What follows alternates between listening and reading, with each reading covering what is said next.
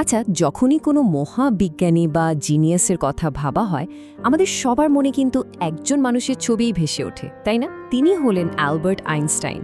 তবে আজকের এই আলোচনায় আমরা শুধু তার বিজ্ঞানের জগৎ নিয়ে কথা বলবো না, বরং চেষ্টা করব সেই আইকনিক চেহারার আড়ালে লুকিয়ে থাকা আসল মানুষটাকে চেনার।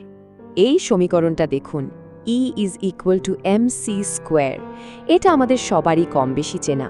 এটা কিন্তু শুধু পদার্থবিজ্ঞানের কয়েকটা অক্ষর আর চিহ্নের সমষ্টি নয়, এটা এখন মেধা আর অসাধারণ বুদ্ধিমত্তার একটা প্রতীকে পরিণত হয়েছে। কিন্তু একবার ভেবে দেখুন তো, এই বিখ্যাত সমীকরণের পেছনের মানুষটাকে আমরা আসলে কতটা জানি বা চিনি। চলুন আজ আমরা তার জীবনের কিছু অবাক করা গল্প শুনব, এমন সব গল্প যা হয়তো অনেকেরই জানা নেই।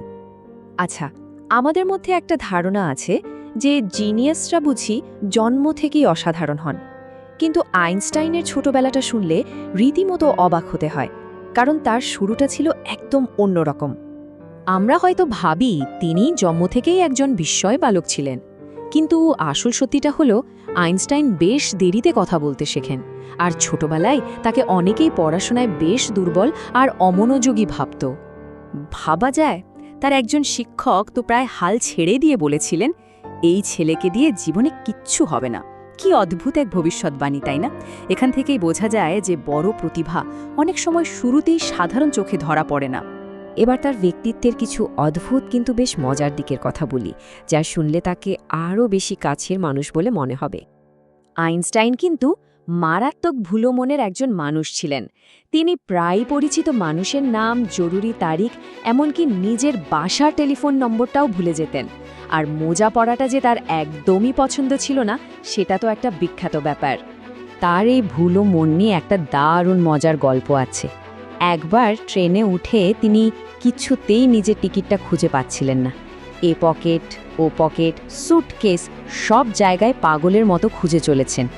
তো কন্ডাক্টর তাকে চিনতে পেরে এগিয়ে এলেন, বললেন, প্রফেসর আইনস্টাইন, আপনি একদম চিন্তা করবেন না, আমরা সবাই আপনাকে চিনি, আপনার টিকিটের কোনো দরকার নেই। কিন্তু আইনস্টাইনের উত্তরটা ছিল আরও অবাক করার মতো।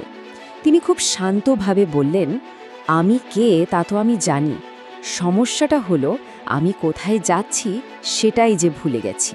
মানে এই ছোট্ট একটা ঘটনা থেকেই তার অন্যমনস্কতা কোন পর্যায়ে ছিল তা বেশ বোঝা যায়।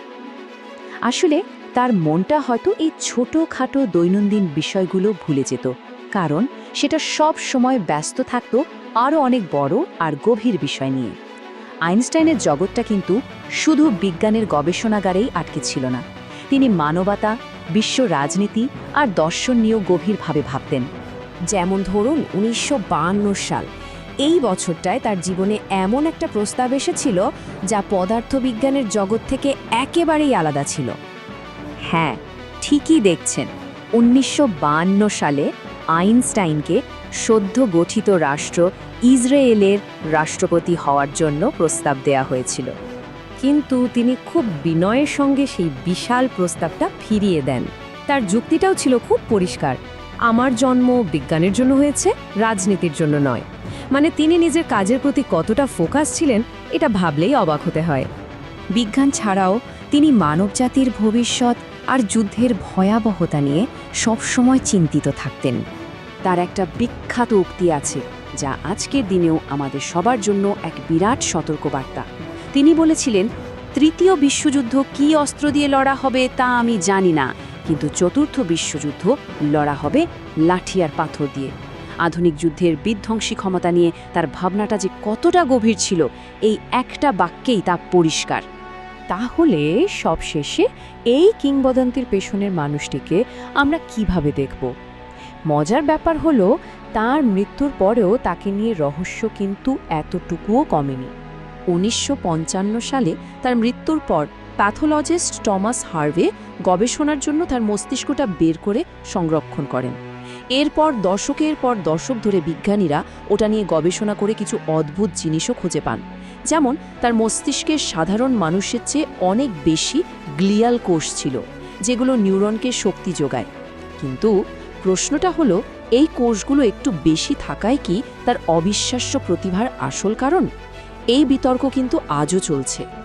তাহলে শেষ পর্যন্ত প্রশ্নটা কিন্তু এটাই থেকে যায়, তার প্রতিভাটা কি শুধুই তার মস্তিষ্কের বিশেষ গঠনের মধ্যে লুকিয়ে ছিল, নাকি ছিল এই পৃথিবীকে আর মহাবিশ্বকে দেখার এক সম্পূর্ণ ভিন্ন দৃষ্টিভঙ্গির মধ্যে? এই রহস্যটাই হয়তো অ্যালবার্ট আইনস্টাইনকে